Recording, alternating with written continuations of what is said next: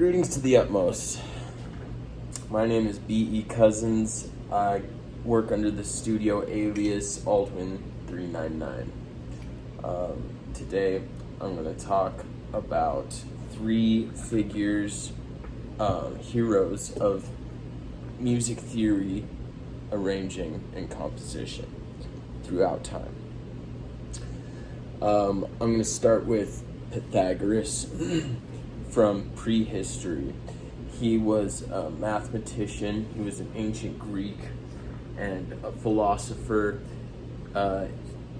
He's the same individual that came up with the Pythagorean theorem for solving the area of a right triangle.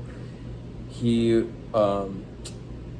came up with a theory that two different strings of the same exact tension, if one is exactly half the size of the other, it's the difference of one octave.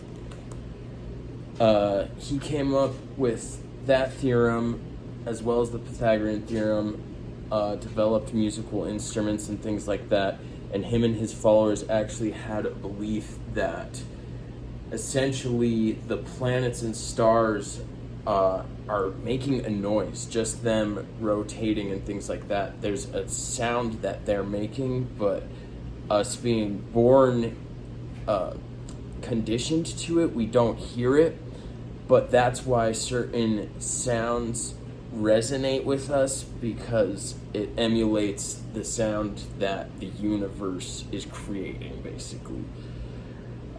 There's a book about it titled Music of the Spheres. It's a really interesting book that I highly suggest about Pythagoras' followers and their outlook on the universe.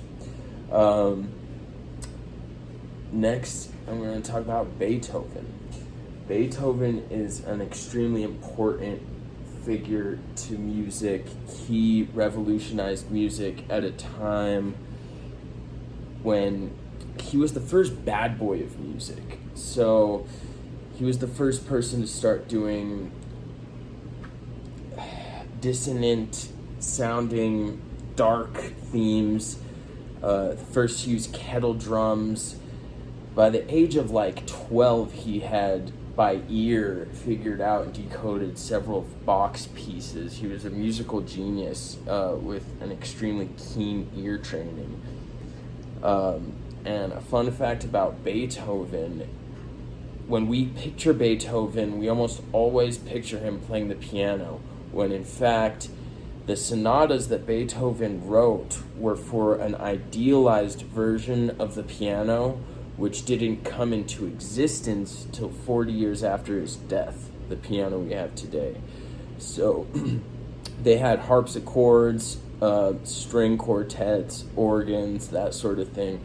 But he was one of the main people pushing for the development of the piano as we know it today. And so he was writing music for that idealized instrument, which wasn't even in existence yet.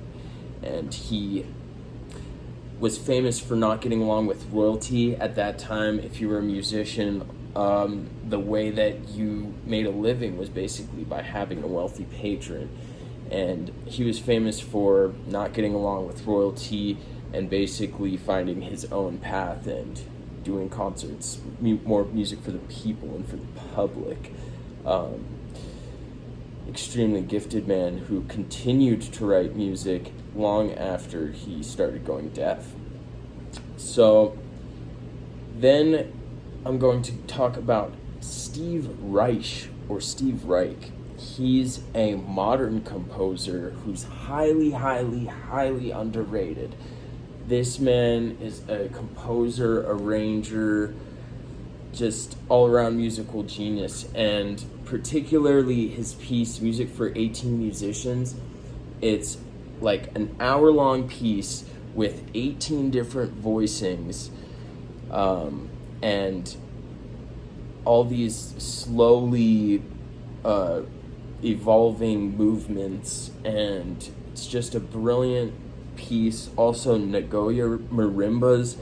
It's a marimba duet that's just extremely musically advanced, and he still carries on the tradition of notation, and the sort of orchestral, classically trained musical traditions. And